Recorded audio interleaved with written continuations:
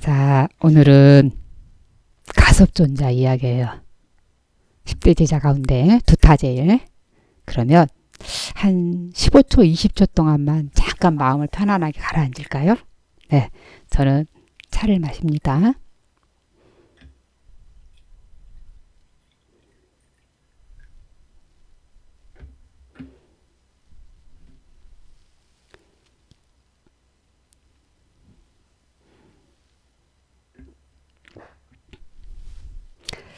제가 말씀드렸나요? 차를 즐겨 마신다고. 언제 어느 때고 인연이 되면 저희 제가 사는 곳에 오시면 맛있는 차 진짜 드리겠습니다. 자, 그러면 본론으로 들어가겠습니다. 자, 두타제일 가섭존자 이야기인데요. 자, 이분은 말 그대로 두타제일입니다. 자, 그러면 두타라는 말의 의미가 무엇일까? 이것입니다. 자, 두타라는 말은 물론 다 그랬지만 특히 이분만큼은 이랬답니다. 가섭존자는 의식주, 특히 우리가 이제 간단하게 설명을 드릴게요. 우리가 일반 사람들도 그렇고 우리 스님들도 그렇고 삶에 있어서는 옷을 입고 먹고 머무는 곳이 있어야 됩니다.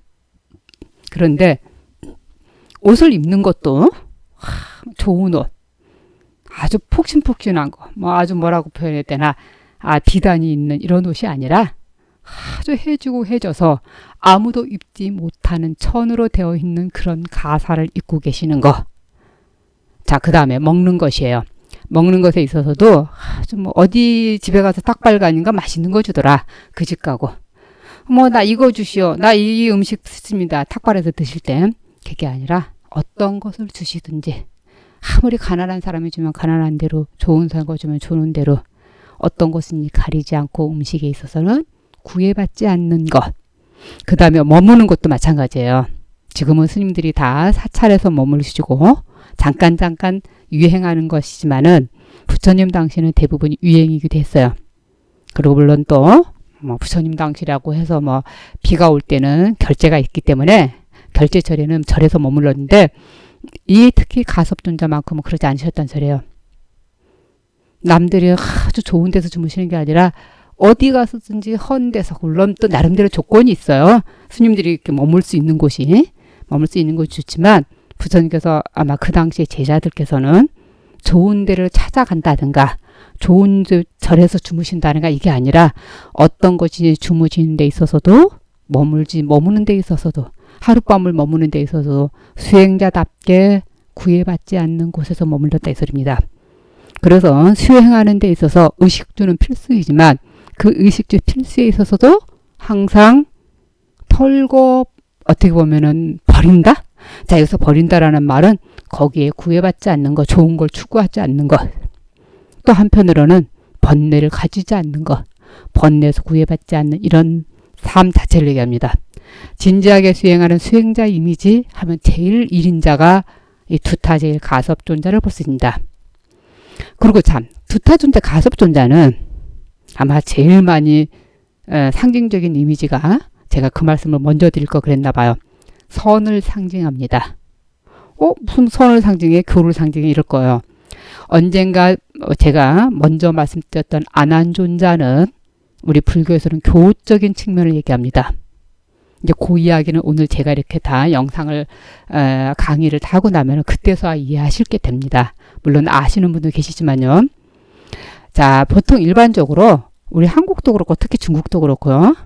석가모니 부처님이 모셔져 있는 당우를 대웅전이라고 합니다. 자, 대웅전이라고 했을 때는 석가모니 부처님을 모셔져 이렇게 가운데 모셔져 계시면 좌측, 우측으로 모시진 제자가 계세요. 석가모니 부처님을 중심으로 좌측에 모셔져 있는 분은 가섭존자, 오른쪽에 모셔져 있는 분은 아난존자를 얘기합니다. 자, 무슨 뜻이죠? 왼쪽에는 선을 상징하고 오른쪽은 교를 상징하는 이미지로 이렇게 모십니다. 그래서 대부분이 가섭존자가 모셔져 있는 분을 이렇게 보면은 굉장히 허름한 옷이라든가 연세가 듬직하게 드신 이런 이미지로 가섭존자를 그렇게 모셔놓습니다. 자, 그러면 가섭존자의 출가 이야기부터 말씀을 드려야 될 것 같아요. 자, 가섭존자가 출가를 하려고 할 때 연세가 좀 많으셨어요. 31인가 30세? 지금으로 치면은 뭐 빠른 나이지만 이분은 바라문 종족 사람입니다. 그래서 출가를 좀 하고 싶었는데 부모님께서 굉장히 반대를 하셨어요. 그래서 출가를 할 수가 없었어요. 그러다가 부모님 두 분이 이제 다 돌아가시고 나서 가섭존자는 부인을 불렀어요. 부인을 부르고 난 다음에 딱 이런 말씀하세요. 나는 석가모니 부처님이라고 하는 분이 계신데 그분의 제자가 될 것이다. 그리고 나는 출가를 할 것이니까 부인은 알아서 잘 사십시오. 이렇게 얘기합니다. 그때 부인이 뭐라 하시냐면 부인도 같이 출가하고 싶어서요. 그래서 그 빨려법규경에 그런 내용이 나와요. 근데 이제 두 분이 진짜 동시에 출가를 하셔서 어디 길을 쭉 가세요. 어디까지 쭉 가서 가섭존자는 이쪽으로, 가섭존자 부인은 이쪽으로 딱 헤어지면서 가십니다. 헤어져서 가셔서 평생을 두 분이 열반하실 때까지 한 번도 만난 적이 없으십니다. 멋진 부부입니다. 자, 이렇게 멋진 부부가 또 있어요. 명나라 때 스님이신데요. 명나라 대표적인 승려라고 할 수 있는 운세주갱이라고 하는 스입니다. 운서주갱은 우리나라에서도 알려져 있어요. 죽창숙필이라고 하는 스님의 그 멋진 글이 있습니다. 그 다음에 또 우리나라도 그렇고 중국도 그렇고 선방에 다니시는 선객 스님들이 항상 걸망에 넣어갖고 다니는 책이 있습니다. 성관책진이라고 하는 그 성관책진의 저서도 운서주갱스입니다. 명나라 때 최고의 고승으로서 굉장히 많은 사람들이 지금도 그렇고 그 당시에 열반하시고 나서도 굉장히 존경을 받았던 스입니다. 자, 이분도 29에 출가를 하셨어요. 어떻게 출가하셨냐면 출가를 하고 싶었는데 부모가 못하게 하셨어요. 그래서 마침 어머니가 27세, 아버지가 29세, 아버지가 돌아가시고 나서 운서주갱 스님의 부인이 탕씨였어요. 탕씨를 불러요. 여보, 나는 어머니 아버지가 반대를 해서 출가를 못했다. 나는 출가를 할 것이다. 부인은 알아서 사십시오라고. 그 부인이 어땠을 것 같아요? 글쎄요, 뭐 지금도 아마 이러신 분들 더러 계실 것 같은데 아마 이거를 보시는 영상물 보시는 분들 중에서 나도 그러고 싶었는데 라고 하면서 아마 결정 못 하시는 분도 계실 것 같아요. 출가해 보십시오. 생각했던 것보다 출가 교단은 공부할 수 있는 기회, 본인이 어떤 것을 했을 때, 어떤 기회라는 말은 공부하는 쪽, 교를 하는 쪽, 또 뭐 중생을 제도할 수 있는 포교 이런 걸 얘기합니다. 어떤 것이든지 할 수 있는 문은 활짝 열려져 있고요. 계율만 조금만 철저하신다면 본인이 얼마든지 정말 승려로서의 길이 있습니다. 죄송합니다. 제가 이쪽으로 말을 하다 보니까. 자, 그래서 운서주갱 스님이 그렇게 출가를 할 때 부인 탕씨가 뭐라 했냐면 여보 나도 그러고 싶었어. 그러면서 뭐라 하냐면 당신이 먼저 출가하십시오. 이 가산을 다 정리하고 하인들한테도 다 나눠주고 하인들도 다 내보내야 됩니까? 라고 해서 출가를 합니다. 그래서 이 부인은 운서주갱 스님보다 1년 먼저 돌아가셨어요. 열반하셨는데 아주 정말 행실이 좋으셨다고 합니다. 항상 좋은 그런 보살 이미지로 사셨다 하십니다. 그래서 동시에 출가하신 부부가 운서주갱 스님. 지금 제가 오늘 주제로 하고 있는 가섭존자도 그렇습니다. 자, 그러면 가섭존자가 출가를 해서 탁 가세요. 근데 마침 그때 부처님께서 어디에 계셨냐면은 왕사정 중림정사에 머물고 계셨어요. 그리고 가섭존자가 출가할 무렵에 부처님께서는 성불하신 지 5년이 되셨습니다. 38세 정도. 부처님하고 가섭존자하고는 5세, 6세 정도 차이가 나십니다. 그래서 이제 가섭존자가 출가를 하려고 탁 터벅터벅 걸어오고 있는데 부처님께서 중림정사에 머물고 계시다가 가섭존자가 오는 걸 알고 가섭존자를 맞이하러 나가십니다. 딱 왕사성하고 나란타라고 하는 그 지역에 딱 이렇게 앉아 계시다가 가섭존자가 터벅터벅 걸어오세요. 터벅터벅 걸어오시니까 그때서야 딱 서로 알아보십니다. 인사를 하십니다. 기가 막힙니다. 서로가 서로를 처음 보는데도 벌써 부처님은 이 사람이 가섭인 줄 알았고 물론 가섭인 줄 알고 맞이하러 나가신 것도 하지만 가섭존자 또한 부처님을 딱 보자마자 뭐라 하시냐면 저의 스승님 되시는 분은 부처님입니다. 이렇게 하면서 먼저 인사도 또 하십니다. 진짜 말 그대로 이심전심의 스승과 제자 사이라고 볼 수 있습니다. 자, 그런 다음에 이제 출가를 해서 가섭존자가 만 8일 만에 아라한가에 오릅니다. 우리가 대승불교적인 이미지로는 성불했다라고 말을 표현할 수 있는데 물론 그것에 대해서 막 뭐 지나치게 괴의를 나누지 않겠습니다. 어디까지인가 왜 성불을 쓸 수 있냐. 이런 초기 불교에서는 아라한가의 최고의 경지라고 볼 수 있습니다. 그래서 이제 아라한가에 오르고 났는데 어쨌든 간에 그 당시에 8일 만에 깨달았다라고 하는 것은 대단한 근기시라고 볼 수 있습니다. 그래서 이제 아라한가 오르고 나서 이제 수행을 하세요. 부처님 주변에서. 어느 날 막 수행을 하고 있는데 부처님께서 멀리서 걸어오고 계세요. 그때 가섭존자가 가사를 다 벗어갖고 딱딱 네 분을 접습니다. 자기 가사를. 그래서 부처님을 위해서 다 깔아드립니다. 부처님 여기 앉으십시오라고. 그래서 부처님께서 딱 앉아서 보니까 너무너무 가사가 좋으세요. 먼저 이렇게 촉감이 좋으세요. 그때 가섭존자가 뭐라 하시냐면 가사가 참 좋구나. 참 느낌이 푹신푹신하고 좋네라고 하세요. 그랬더니 가섭존자가 얼굴이 붉어지세요.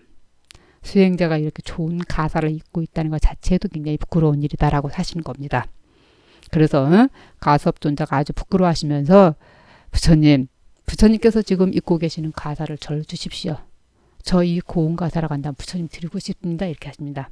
그래서 부처님께서 가사를 탁 벗으셔서 이렇게 주십니다. 자, 또 한 가지요. 한 가지라기보다도 말씀드리고자 하면은 우리 대승불교 지금 우리 국가에서는 가사를 편다든가 거기 앉는다든가 가사를 함부로 땅바닥에 놓지 않거든요. 근데 지금 현재 남방도 그렇고 우리 부처님 당시 일화에서도 보면은 아함경이나 법구경 이야기에서도 보면은 가사를 이렇게 접어서 깔기도 하고 눕기도 하고 거기에 이렇게 앉기도 합니다. 우리 북방불교적인 이미지로 보지 마시고 저도 남방에 있을 때 수행을 할 때 이렇게 앉아서 춥잖아요. 그럼 가사를 벗어서 막 뒤집어 써요. 뒤집어 쓰고 그렇게 했는데 그래서 그렇게 가사 자체가 이불같이도 역할을 했습니다. 물론 그거는 남방문화하고 지금 현재 우리 북방문화가 좀 다르다라는 것만 이해하십시오. 자, 여기서 한 가지 우리가 꼭 귀담아야 될 부분이 있습니다. 가사를 부처님께서 가섭존자한테 줬다, 물려줬다 이거거든요. 자, 무슨 상징이세요? 지금도 우리가 스승이 제자를 두었을 때 그 상징적인 이미지가 가사하고 바로입니다. 근데 이제 원래는 스승이 제자를 줄 때라기보다도 선에 있어서 법을 물려줄 때 내 법맥이 전수되는 그 법을 물려줄 때 가사 바르를 이미지로 두었습니다. 근데 이제 그것이 지금은 스승이 제자를 두었을 때 가사 바르를 상징적 의미로 주는 게 됩니다. 그 발단이 가섭존자에서부터 볼 수 있습니다. 자, 그러면은 가섭존자하고 꼭 관련되는 이야기가 세 가지 이야기가 꼭 있습니다. 이거는 필수입니다. 필수라는 말은 좀 이상하고요. 세 가지가 있는데 그 먼저 이야기를 두고 왜 세 가지인가라고 이제 한번 이렇게 들으시면서 도대체 뭐가 세 가지일까 할까라고 한번 마음으로 이렇게 의문점을 갖고 들어보시면 어떨까 싶어요. 자, 첫 번째는 부처님께서 다 영축산에서 법문을 쭉 하세요. 법문을 쭉 하는데 부처님 법문을 많은 제자들이 하나도 못 알아들으세요. 무슨 말을 하는지 못 알아듣고 다 그냥 앉아 계세요. 그때 부처님의 법문을 그렇게 수많은 제자 가운데 부처님의 법문을 알아듣고 부처님을 향해서 아주 정말 미소를 지으세요. 아주 미소를 탁 지으시니까 부처님께서도 미소를 답변하십니다. 그래서 영산해상에서 여마미소 부처님께서 미소를 지었을 때 그 법문의 의미를 알고 가섭존자만 알아들었다라고 해서 영산해상 여마미소가 있습니다. 자, 두 번째는 다다타점 분반자라고 하는 얘기인데 이 이야기는 자바암경에 나와요. 어떤 이야기냐면 부처님께서 또 이렇게 법문을 설하고 계세요. 다 법문을 설하고 계시는데 수많은 제자들이 있는데 법을 설하고 있는데 갑자기 한 중간쯤 돼서 어떤 스님인지 귀신인지 뭐 거진지라고 분명한 행색도 모르는 사람이 쫙 걸어오고 있어요. 근데 그 사람이 걸어오고 있으니까 제자들이 막 그 사람이 걸어오니까 냄새도 나는 거예요. 그 정도로. 근데 부처님 앞으로 더벅더벅 걸어가요. 그래서 가지 말라고 이렇게 제지를 해요. 그래서 부처님께서 뭐 그러지 말아라 이래요. 그 사람은 가섭존자니라 이래요. 근데 가섭존자가 딱 보니까 왜 그랬냐면은 그 부처님의 법문을 듣기 전에 오랜 동안 아란야처 아주 정말 수행자가 수행하는 어떤 아까 제가 의식주에서 걸림이 없는 그런 곳이라고 그랬잖아요. 그래서 가섭존자 같은 두타제일이었기 때문에 머무는 데 있어서 걸림이 없는 어떤 험한 곳에서 일부러 험한 곳 찾아갔다라고 하지는 않습니다. 그렇게까지는 안 하도 되고요. 어떤 그런 곳에서 아란자차라고 하는데 그곳에서 수행하다가 오셨기 때문에 그렇습니다. 그래서 딱 오시니까 가섭 부처님께서 앉을 자리가 없어요. 마침 가섭존자가 이렇게 수많은 제자가 있으니까. 그러니까 부처님께서 뭐라 하시냐면 가섭존자 일로 오너라. 그러면서 부처님께서 옆으로 딱 앉으세요. 제가 일부러 표현을 하는 거예요. 딱 앉더니 너 바로 내 옆자리에 앉아 이랬습니다.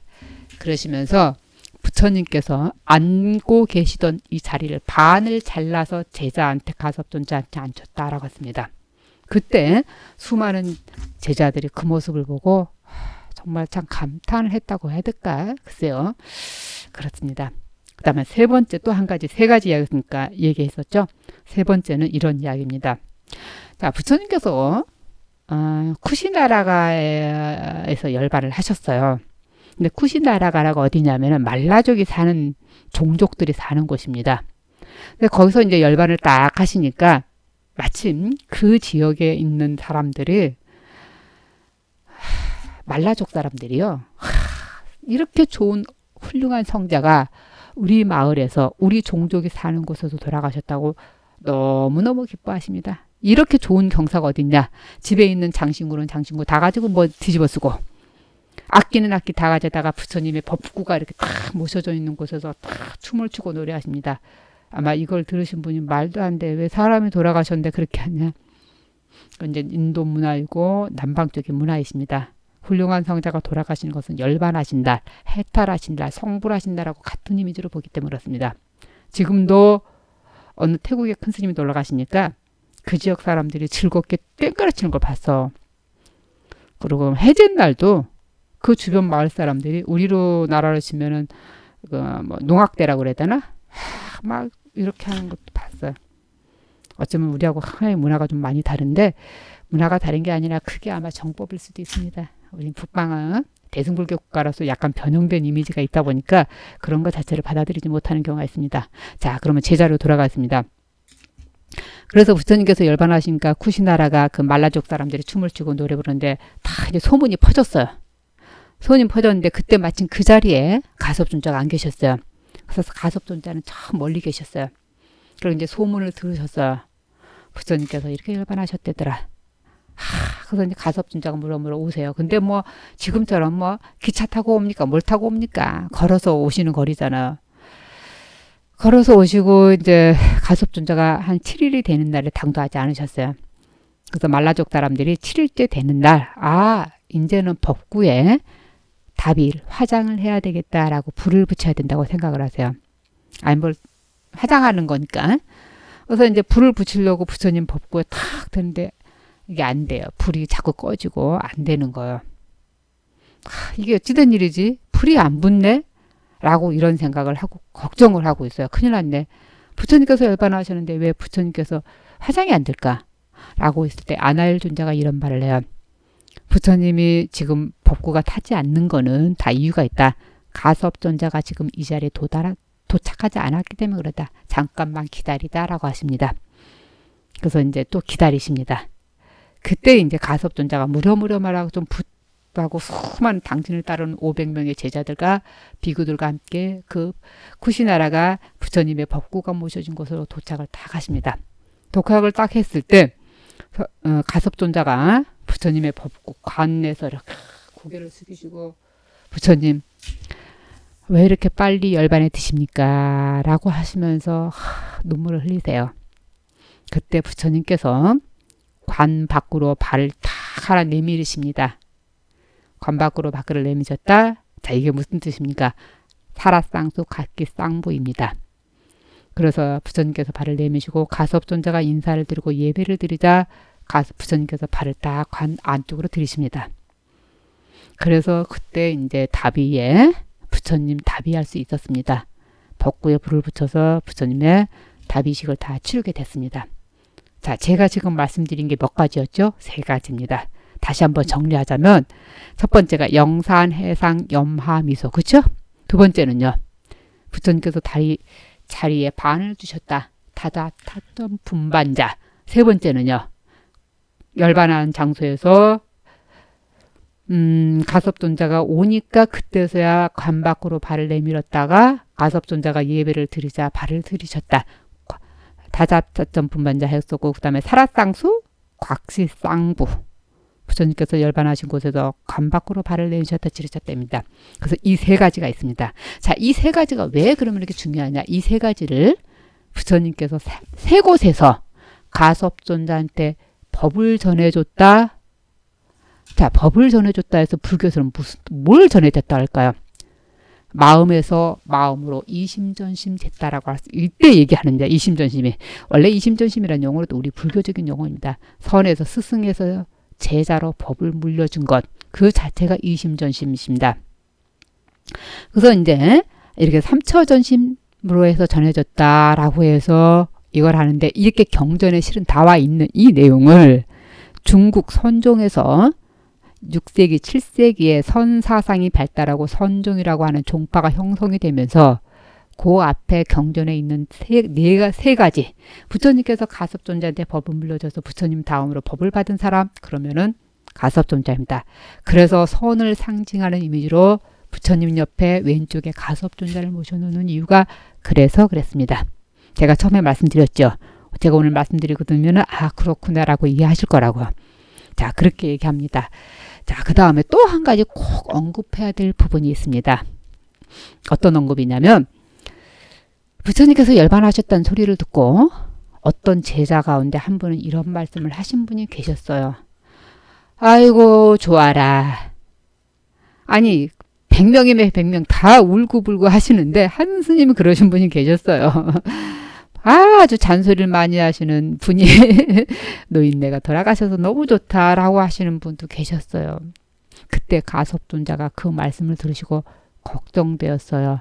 아, 부처님께서 열반하시고 나니까 어쩌면 법이 무너질지도 있겠구나 저런 분들 때문에 걱정하십니다. 그래서 가섭존자가 아무래도 부처님 장례를 다 치르고 난 다음에 부처님께서 말씀하셨던 경과 가르침이죠. 계율을 결집해야 되겠다라고 생각을 하십니다. 그래서 경을 가장 많이 들으신 분은 아난존자를 모시고 물론 또 여기 구구절절 이야기가 있는데 그런 건 생략하겠습니다. 계율을 많이 들었던 저번 주에 제가 올렸던 우바리존자를 모시고 그래서 가섭존자가 상수가 돼서 아난존자 경을 얘기하고 그 다음에 우바리존자가 계율을 얘기해서 이렇게 세 분만 모였을까요? 아닙니다. 세 분이 아니라 500명의 비구가 어디서 왕사성 칠렵굴에 모여서 500명의 비구가 모여서 부처님께서 말씀하셨던 제1차 결집을 합니다. 그래서 제1차 결집의 상수는 가섭존자를 얘기하는 거고 특히 우리 북방불교, 우리 한국불교도 선종인데 선종에서 대표적인 선을 상징하는 이미지로 가섭존자를 모시고 있습니다.